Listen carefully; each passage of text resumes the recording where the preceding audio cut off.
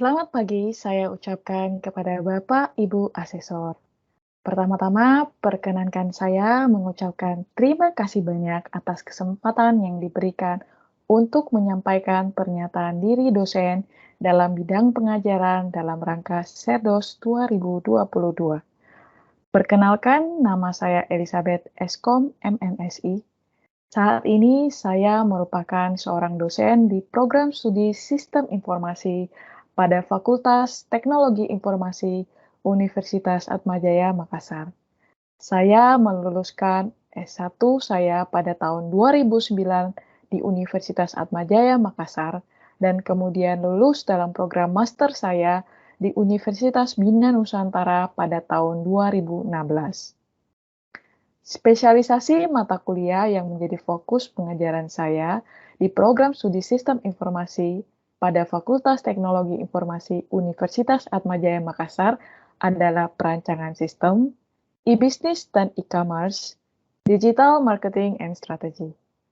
Dan pada kali ini saya akan membahas bagaimana delivery, interaction, dan assessment pada mata kuliah perancangan e-commerce yang merupakan mata kuliah berbobot 4 SKS yang biasanya diampu oleh 2 dosen. Dan pada hari ini saya akan memperkenalkan bagian yang dibebankan kepada saya sebanyak 2 SKS pada program studi Sistem Informasi.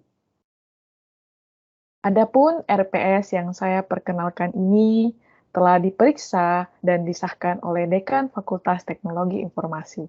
Adapun capaian lulusan program studi diambil dari dokumen kurikulum program studi yang telah dipetakan menjadi beberapa parameter.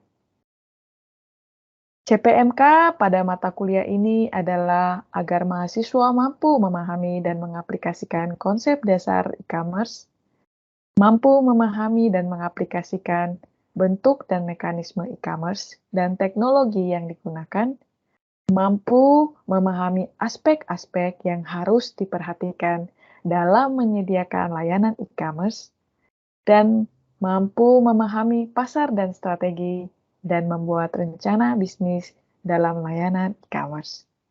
Adapun bahan kajian pada mata kuliah ini terdiri dari 5 bagian yang akan dibawakan selama 16 pertemuan, dan pada kesempatan kali ini, bagian yang saya fokuskan untuk menjadi bahan pengajaran adalah pada pertemuan minggu ke-9 yang difokuskan pada CPMK 3 dengan sub CPMK 5 yang isinya adalah agar mahasiswa mampu menjelaskan konsep dan teknik pemasaran yang biasa disebut dan dikenal dengan nama e-marketing.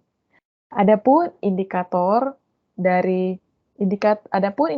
penilaian dari sub CPMK 5 ini adalah ketepatan dalam menjelaskan konsep e-marketing, ketepatan dalam menjelaskan e-marketing plan, dan kegiatan belajar mengajar terdiri dari ceramah dan diskusi, discovery learning, dan contextual instruction. Sebelum memulai perkuliahan, saya terlebih dahulu selalu memperkenalkan serangkaian tata tertib perkuliahan yang terdiri dari 6 aturan pokok paling dasar, diantaranya meliputi tentang keterlambatan dalam perkuliahan maksimal hanya 15 menit, kehadiran minimal 90%, dan mahasiswa yang tidak hadir wajib melaporkan kepada dosen yang bersangkutan.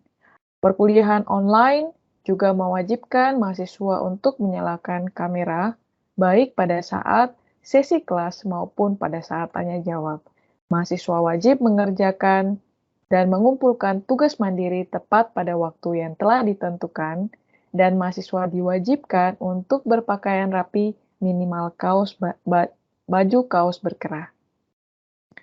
Adapun metode perkuliahan selama perkuliahan online dilakukan dengan menggunakan teleconference, menggunakan Microsoft Teams atau yang dikenal dengan MS Teams, yang di dalamnya telah dilengkapi dengan fasilitas untuk presensi kehadiran, modul untuk assignment, bagian untuk menuliskan meeting notes selama perkuliahan berlangsung, dan juga dilengkapi dengan adanya discussion group yang biasa dilakukan di dalam diskusi perkuliahan. Dalam mata kuliah ini, seringkali dilengkapi dengan berbagai tugas yang sudah dirancangkan di dalam suatu modul atau format yang di dalamnya telah dirincikan secara detail apa tujuan dari tugas tersebut, apa uraian tugas tersebut, termasuk sampai luaran yang dihasilkan, dan juga kriteria penilaian yang diinginkan untuk dicapai.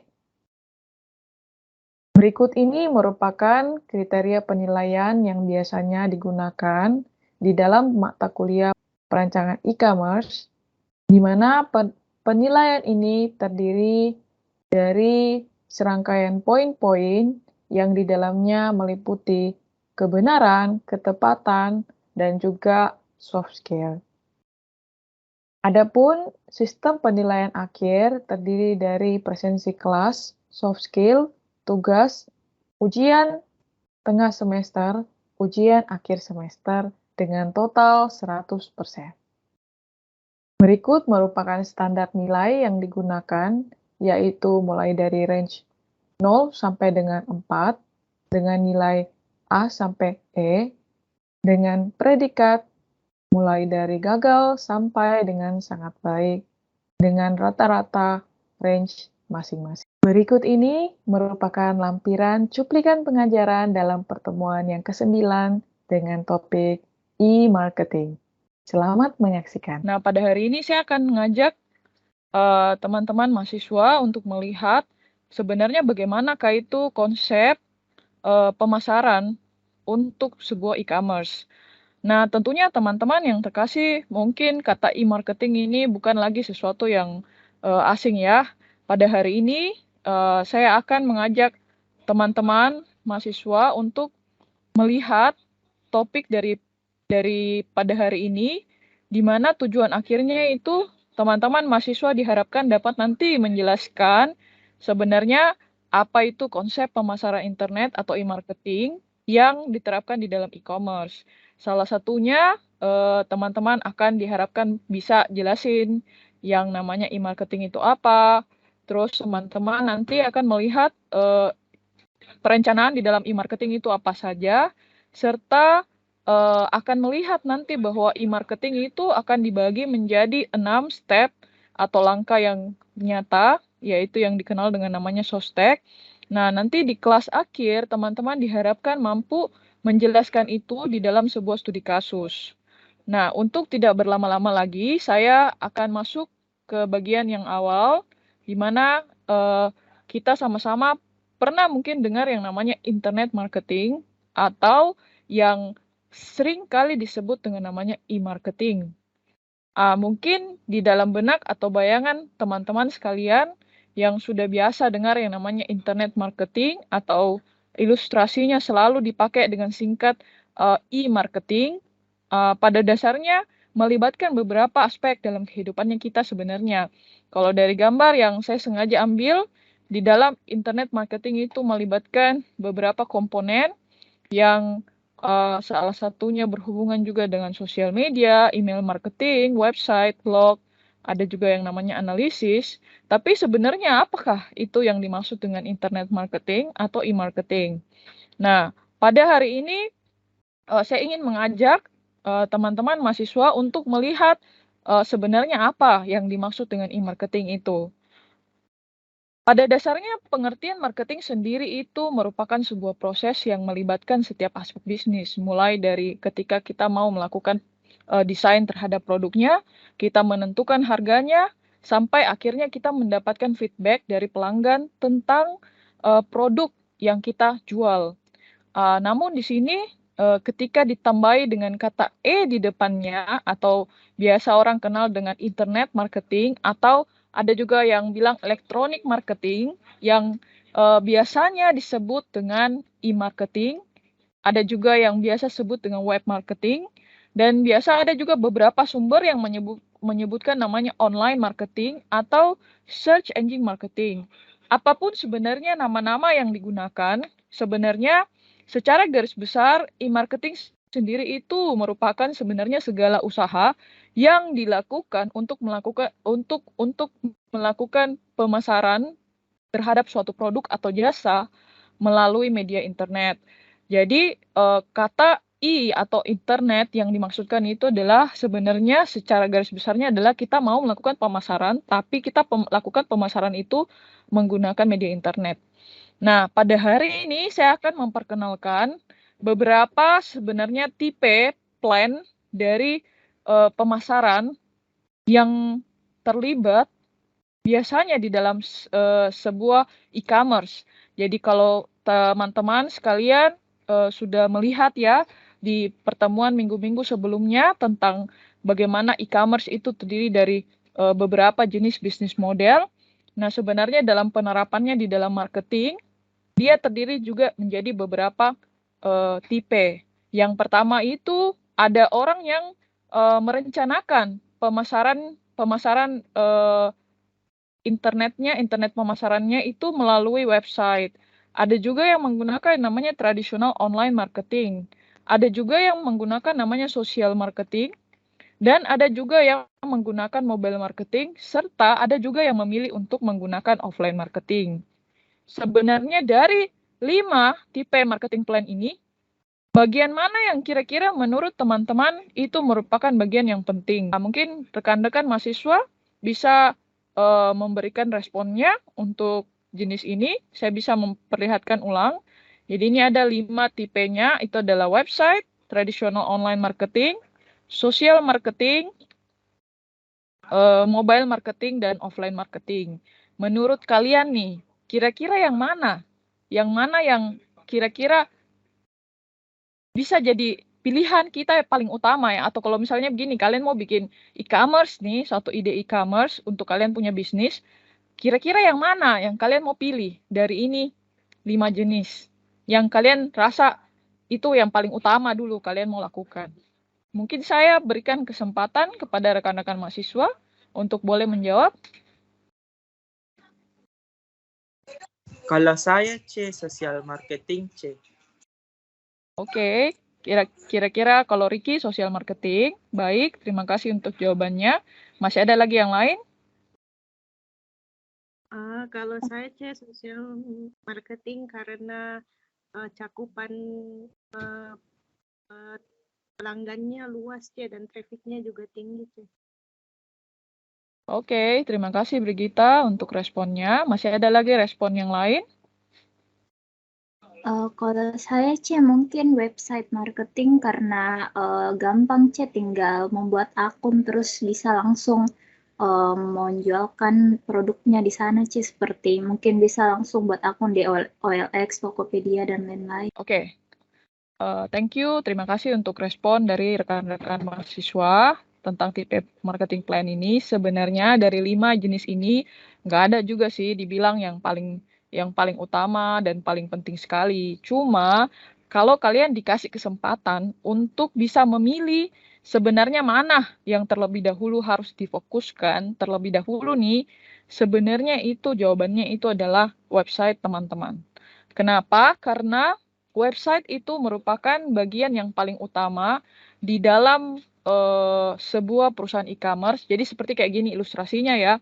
Kalau misalnya kalian membuka perusahaan e-commerce, tidak peduli kalian mau pilih nanti marketing pakai sosial media, marketing pakai offline, marketing pakai mobile, tentu kalian mesti punya rumah, tempat di mana orang bisa melihat, rumah tempat di mana orang kemudian bisa lebih percaya.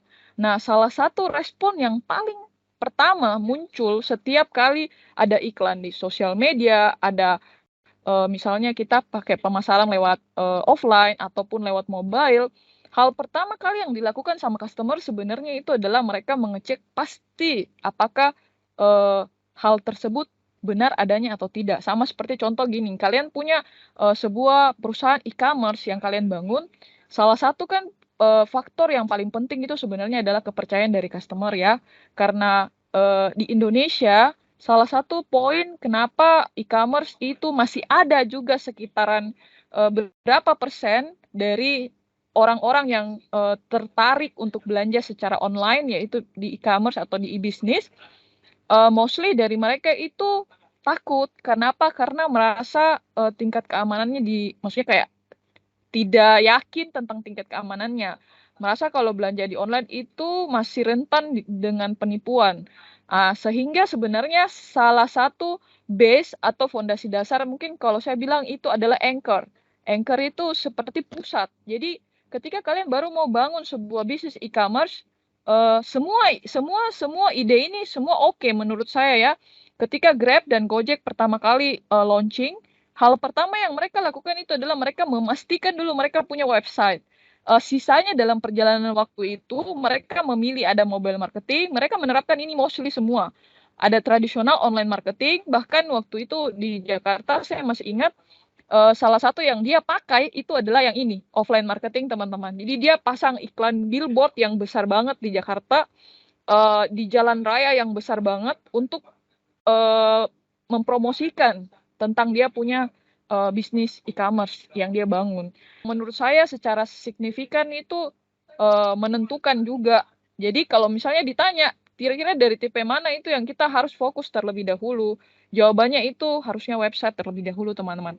Sisa nanti ending-endingnya di belakang kalian mau pilih yang mana, is okay, terserah. Itu.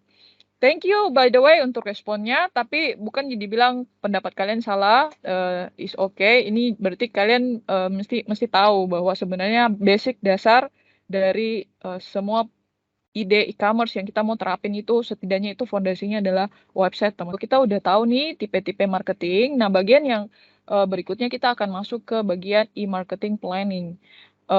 Pada dasarnya, kalau tadi kita sudah lihat ada jenis-jenis dari e-marketing itu kita bisa terapin dalam bentuk website, dalam bentuk sosial media, dalam bentuk mobile, yang sekarang lagi famousnya itu adalah mobile, teman-teman, karena mobile itu dikatakan mostly orang-orang di Indonesia itu menggunakan akses internetnya itu by using phone. Jadi mobile marketing ini termasuk bagian yang sangat banyak diincar orang untuk saat ini menjadi pilihan ya. Entahkah itu mau ambil yang versi tradisional online marketing atau mau pakai yang versi betul-betul offline marketing.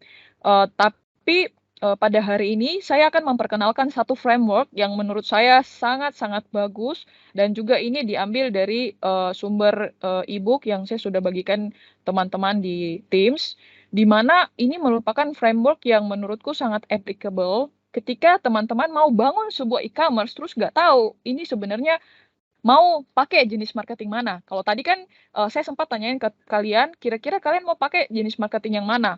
Ada yang bilang A, B, C, D, segala macam. Tapi sebenarnya ada satu framework yang kalian bisa pakai buat merencanakan kira-kira saya mau main di mana? Saya mau pakai marketing yang kayak bagaimana? Nah, ini adalah namanya framework SOSTEC yang dikembangkan sama Paul Smith yang terdiri dari 6 step, teman-teman, di mana yang kita kenal dengan nama SOSTEC. SOSTEC itu kayak akronimnya dia, tapi S itu berasal dari situation analysis, O itu berasal dari objectives, S-nya itu adalah strategi, T itu dari tactics, A itu action, dan C itu adalah control. Jadi ini seperti kayak framework yang bisa bantu kalian ketika kalian sudah punya nih ide e-commerce yang kalian mau buat, terus what next untuk e-marketingnya. Nah, ini kalian bisa terapin secara applicable karena menurut saya ini adalah framework yang sangat spesifik. Jadi kita pertama-tama bukan kayak menentukan itu berdasarkan apa yang lagi happening sekarang, no. Tapi sebenarnya kalian mesti melakukan analisis terlebih dahulu tentang kalian punya ide perencanaan e-commerce. Mulai dari kalian menganalisis dulu dong, salah satu itu adalah sebenarnya where are we now itu mewakili adalah sebenarnya untuk e-commerce kalian ini sekarang keadaannya itu di mana gitu. Pertama itu mulai dari kira-kira apa sih yang jadi goal performance-nya. Kira-kira customer insight-nya apa. Terus yang berikutnya kita bisa melakukan sedikit analisis SWOT terhadap ini kita punya ide e-commerce terhadap e-marketplace-nya. Dan juga kita bisa mendefinisikan kira-kira apa brand perception-nya. Dan di bagian yang terakhirnya, dalam analisis ini kita bisa mendefinisikan kira-kira apa sih yang jadi capability internalnya sama apa yang jadi sumber-sumbernya.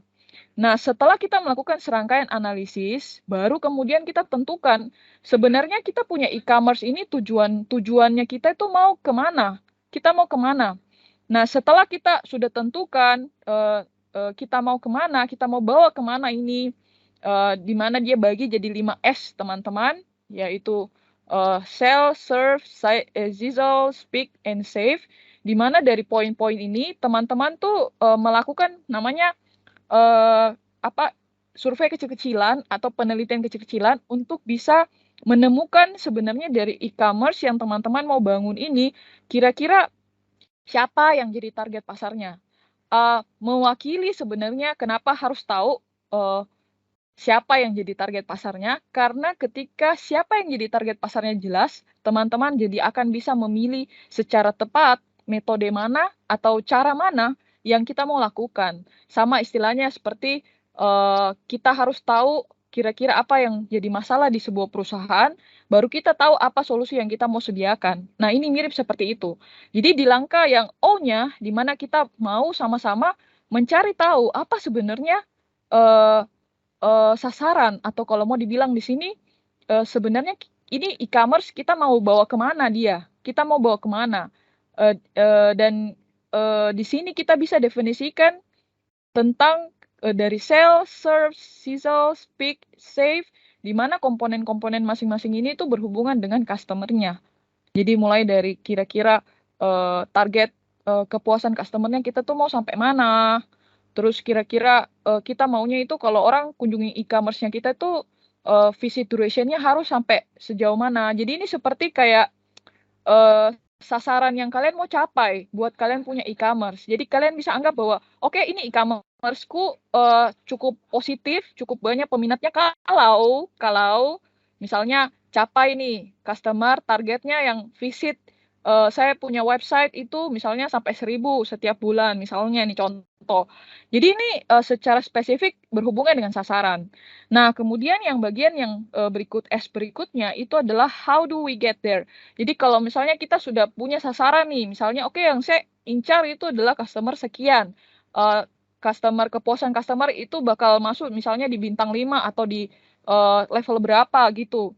Nah, kemudian yang bagian berikutnya itu adalah kita memikirkan bagaimana caranya supaya customer tersebut bisa sampai di kita punya sasaran tersebut. Misalnya saya punya target retention customer itu adalah misalnya 1.000 per bulan atau misalnya per hari, 1.000 per hari untuk visit saya punya e-commerce misalnya, atau yang beli barang di e-commerceku itu misalnya targetnya 100 per hari misalnya nih, misal. Jadi kira-kira apa strategi yang saya mau pakai supaya bisa mencapai itu sasaran yang saya mau. Di itu kita rancangkan itu di strategi. Nah, di strategi ini ada banyak sekali poin-poin yang teman-teman tuh bisa lakukan. Mulai dari kita bikin STP-nya dulu, tahu kita sebenarnya sekarang pasarnya kita, e-commerce-nya kita udah di titik mana, gitu kan. Terus ini kita ada lakukan beberapa hitungan-hitungan. Nanti setelah selesai dari kelas penjelasan ini, saya akan memberikan beberapa contoh studi kasus, dan nanti di akhir kelas saya akan memberikan kalian activity class yang harus kalian kerjakan untuk mendefinisikan tentang e-marketing planning ini dalam sebuah studi kasus. Oke, jadi setelah itu teman-teman di bagian T itu, jadi kalau misalnya kita udah tahu nih strategi apa yang kita mau lakukan, terus kita pikirin kira-kira bagaimana caranya saya bisa sampai ke tempat yang saya inginkan atau ke sasaran itu, tapi ini versi dari strategi, versi detailnya lagi. Jadi kalau misalnya tadi how do we get there dengan cara strategi apa, nah pas di tactics ini seperti kayak spesifikasi kecilnya. Misal nih, saya mau beli mobil harga 100 juta. Di bagian tactics ini kalian definisikan how saya bisa punya 100 juta buat beli mobil. Misalnya nabung, misalnya kerja part-time, apa kayak gitu. Jadi ini ilustrasinya di tactics ini adalah kita bikin versi spesifik detailnya dari strategi yang kita sudah tetapin. Jadi di sini ada beberapa cara-cara yang bisa kita lakukan, mulai dari kita pakai e-marketing mix, gitu. Kita pakai di sini kemudian detail dari strategi-strategi itu kita bisa kasih seperti kayak detail kecil-kecilnya itu juga boleh. Dan kemudian setelah kita merancangkan detail dari strateginya ini, langkah berikutnya adalah kita take action. Coba lakuin sesuai dengan apa yang sudah direncanakan, gitu. tulis kapan mau dilakukan, di mana, kayak bagaimana penerapannya. Jadi ini seperti kayak tindak lanjut nyatanya yang saya mau lakukan. Nah, setelah tindak lanjut nyata sudah dilakukan, di bagian berikutnya kita berusaha proses ongoing. Dalam proses ongoing itu ada nanti tahap terakhir yaitu control, di mana kita kayak mau melakukan yang namanya monitoring terhadap kira-kira semua perencanaan yang saya sudah lakukan, dari semua strategi yang sudah disusun, sasaran yang sudah saya taruh, kira-kira itu udah tercapai atau enggak gitu. Jadi di kontrol ini seperti kita melakukan yang namanya monitoring terhadap poin-poin yang sudah kita sudah lakukan. Jadi istilahnya kayak misal kalau tadi sasaranku itu adalah mencapai ke 100 customer per hari untuk visit atau belanja di saya punya e-commerce. Terus strateginya dengan lakukan A, B, C, D. Saya sudah lakukan strategi A, B, C, D. Nah, di bagian performance ini adalah saya kemudian melakukan penilaian. Apakah udah benar nih yang tercapai adalah 100, kayak begitu. Nah, tentunya di bagian kontrol ini ada banyak sekali effort atau langkah-langkah yang bisa kita lakukan. Salah satunya kita bisa kembali pakai yang tadi di objektif itu kan kita rinci dia jadi sell, serve, scissor, speak, save. Nah, kalian bisa coba monitor dia berdasarkan dari 5 bagian itu. Dan habis itu kita bisa melakukan berbagai macam testing. Bisa juga melakukan survei terhadap kepuasan customer selama ini kayak gimana. Makanya kalau kalian masih ingat si Gojek atau Grab, setiap kali kalian pakai fasilitas mereka setiap berapa waktu, selalu pasti ada survei yang diberikan. Nah, ini adalah salah satu juga yang bisa membantu kita semua sehingga kita bisa tahu sebenarnya yang saya lakukan tadi itu semua selama ini itu sudah oke atau tidak. Oke, jadi itu kurang lebih teman-teman. Secara garis besar ini adalah implementasi langsungnya terhadap e-marketing planning yang bisa teman-teman terapin langsung applicable terhadap satu studi kasus atau misalnya karena sekarang kan kalian sudah merancangkan ide e-commerce yang kalian mau buat. Nah, untuk penerapan langsungnya kalian bisa melakukan ini. Nah, sebenarnya ini metode salah satu juga yang menurutku sangat applicable karena langsung bisa diterapin secara real. Dan ini namanya metode study case. Nanti di akhir kelas ini saya akan memberikan kebebasan kepada teman-teman untuk memilih mau studi kasus apa yang teman-teman mau kerjakan dan coba jelasin secara detail poin-poin ini berdasarkan studi kasus tersebut. Freeze atau review kembali teman-teman. Tadi menurut kalian e-marketing itu sebenarnya apa? Saya e-marketing itu semacam orang yang ingin buka usaha secara online, baik itu bisa dipromosikan lewat sosial media ataupun website. Yang tadi ada dibahas tentang 5 strategi untuk mempromosikan bisnis online. Oke, terima kasih banyak Feby untuk responnya.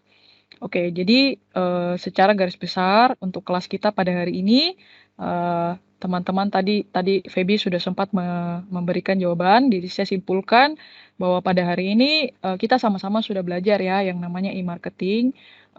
Kita nggak perlu pakai bahasa yang terlalu formal ABCD, tapi cukup teman-teman mengerti bahwa e-marketing itu adalah salah satu bentuk pemasaran yang kita mau coba lakukan terhadap kita punya produk, entahkah itu bentuknya produk barang atau jasa untuk kita di e-commerce, untuk kita punya perancangan e-commerce, tapi versi e-marketing ini yang dimaksud adalah versi memarketikan atau memasarkan menggunakan berbagai media internet. Salah satu tadi yang bisa disebutkan sama Feby, kita bisa pakai mobile marketing, bisa pakai sosial media, bisa pakai website, bisa pakai juga tradisional online marketing yang masih zaman dulu waktu saya pertama kali kenal internet itu yang pakai email, di mana kita kayak mungkin sampai hari ini masih banyak juga ya yang pakai itu, di mana dia cara mempromosikannya itu adalah dengan mengirimkan email ke kita punya email gitu. Itu secara garis besar dan kemudian nanti di bagian e-marketing planning secara detail saya akan melihat hasilnya itu melalui teman-teman punya tugas activity class. Terima kasih banyak untuk sesi pernyataan diri dosen dalam rangka Serdos 2022. Atas perhatian dan kerjasama Bapak Ibu Asesor, saya ucapkan terima kasih banyak.